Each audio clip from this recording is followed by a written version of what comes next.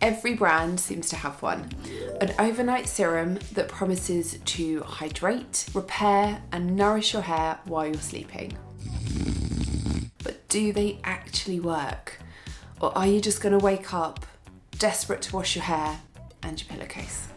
I tested 5 different overnight hair serums from budget friendly to high end to help you work out, is this a hair care trend worth trying?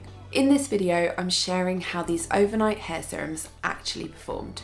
From the ones that you could pick up in Boots or Target to the high-end versions that claim up to 98% stronger hair. I'll show you what worked, how I applied them, what I didn't like, and a few tips that I discovered from using them along the way. By the end, you'll know whether, or perhaps which, overnight serum is worth adding into your routine, or if your money's actually better spent elsewhere.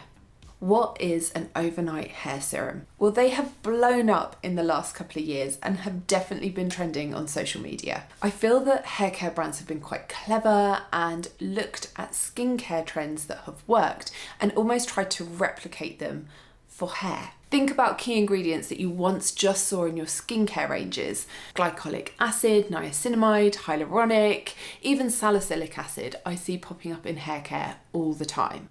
Basically, they're marketed as beauty sleep for your hair, promising you softer, smoother, shinier hair once you wake up.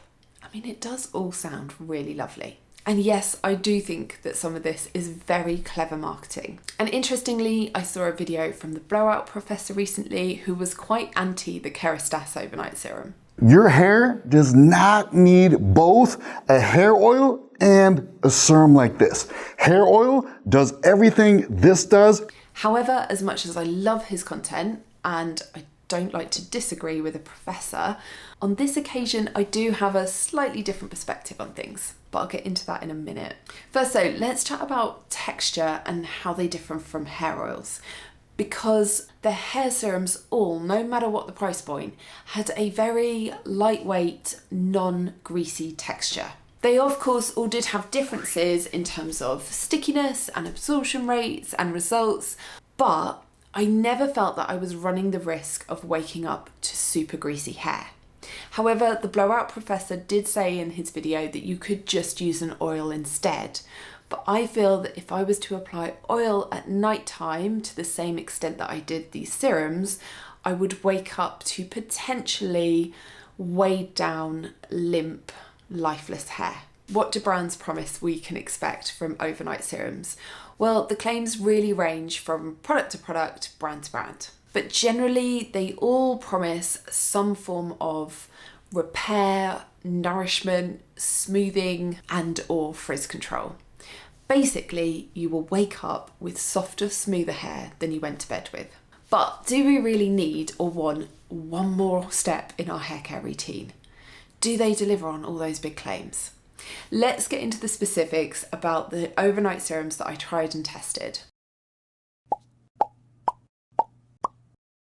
And first up is probably the most talked about on social media. It is the Kérastase 8-hour Magic Night Serum. Forgive me, I've got some notes today because I wanted to make sure that I get all the important information about ingredients and so on across. First up, texture. This one is silky smooth, very luxurious, absorbs incredibly quickly, and will leave behind no trace, no sticky residue, no oiliness. Key ingredients. Kerastase promote that this one contains plant-based proteins and also niacinamide, fragrance. This one definitely has a very strong floral scent and it lingers in your hair. If you are someone who doesn't like fragrance or is irritated by it, I would definitely give this one a miss. However, I would say if your hair needs a refresh and you want to add a little bit of perfume, this would be a really good option if you like the smell. Results. My hair definitely felt much smoother and nice and silky when I'd used this product. I also did notice it was great at taming frizz and flyaways. It delivered smooth, silky hair, no sticky or greasy residue. Best for.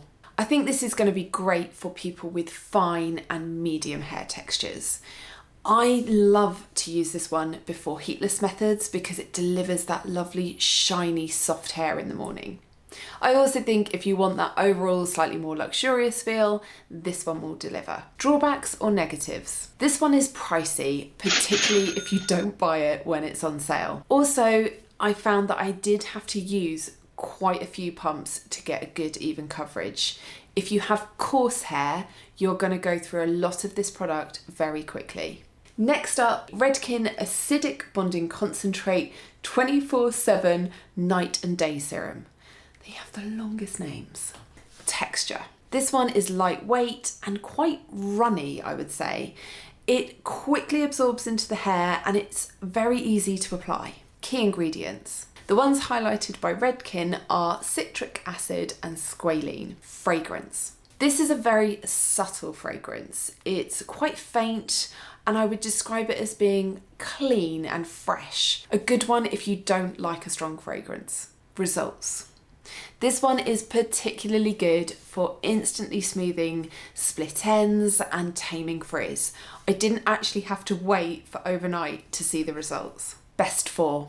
I would say if you have damaged, dry, frizz-prone hair, I think you will love this one. Drawbacks or negatives? No real negatives to highlight with this one, to be honest. Number 3, L'Oreal Elvive Hydra Overnight Hydrating Cream. Texture. Definitely the thickest one that I have tested. It's got quite a creamy consistency, but still not greasy. Key ingredients. Hyaluronic acid is what L'Oreal promotes. And again, I did notice on the ingredients list, this one also has amidomethicone. Fragrance. I would describe this one as lightly fruity, but it definitely doesn't really stick around in the hair. It's not a strong smell. Results. Very good on dry hair. So I particularly like this one more on the ends of my hair where it is that little bit drier. Best for. If you have thick or coarse or particularly dry hair, I think this one would be a great option for you. Drawbacks or negatives? This is the only one that I felt I had to be a little bit careful with. For people with fine hair textures, I feel that you could potentially end up using too much product. A little of this creamy texture goes a long way, but it definitely is amazing for dry ends. Number 4, OGX Keratin Pro Vitamin B5 Deep Recovery Overnight Treatment. Why do they all have such long names? Texture. This one is stickier and I would describe it as being slightly more gel-like. Key ingredients. As you can see from the packaging, the key ingredient is keratin. Fragrance. I would say lightly floral. Not anywhere near as strong as the Kerastase, but yeah, floral undertones. The brand actually say it contains lavender. I couldn't pick up on that at all. So it's definitely subtle. It's going to be a better option again if you don't like fragrance. Results. This was the product that I found was least noticeable from a results perspective. It still smoothed things away. I just wasn't blown away like I was with some of the others. Best for. I guess if you are looking to avoid silicons, this would be a good option for you. And it is also much more budget friendly. Drawbacks or negatives? This is the one that I know already I won't be repurchasing. I wasn't quite as keen on the texture. It was that little bit stickier and it did take longer to absorb. And finally, number 5 is from Wella, their Ultimate Repair Range Night Serum. Texture. This one has a medium texture and yet it did still absorb quite quickly into my hair. Key ingredients. AHA and omega-9. Fragrance. Lightly floral, not particularly strong, definitely not unpleasant, not that noticeable. Results. The results were fine, they just weren't amazing. I had, for some reason, higher expectations from this night serum and I was left a little bit underwhelmed. Best for.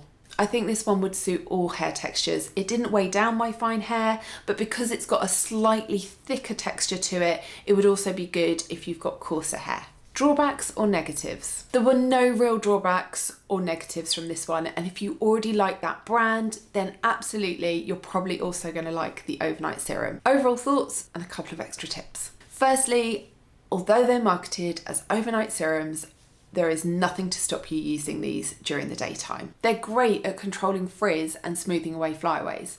So I often use them for updos, for protection before I go to the gym or go to play tennis, or even if I just feel like my hair needs a little bit of extra hydration, but I don't want to run the risk of leaving my hair greasy, and so oil's not an option. Which leads me on to, if you are someone who has naturally oily or greasy hair, I actually think serums could be a fantastic alternative to hair oils. So if you find that hair oil just leaves you desperate to wash your hair, you could try one of these overnight serums instead.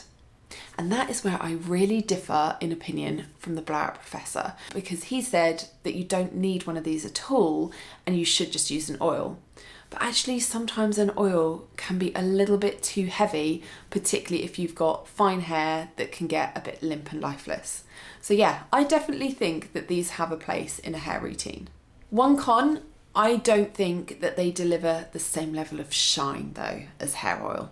They definitely help with smoothness, which will in turn give you a little bit of shine to your hair. But if I compared it to say something like Olaplex No. 7, or possibly a new favourite, Way's hair oil, thank you to the person who recommended that one to me, you were absolutely right. Those deliver huge amounts of shine. A serum will help smooth and give some reflective qualities, but you can't compare it to an oil. Overall, I wouldn't put overnight hair serums into the essential hair care category, but they are definitely a nice step to have. They work, they make your hair smoother and softer, but I also wouldn't be relying on them for hair repair.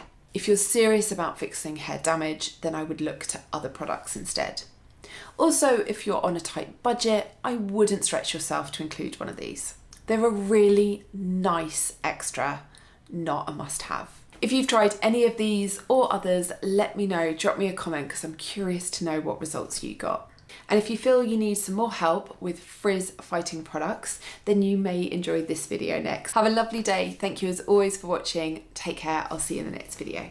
Bye.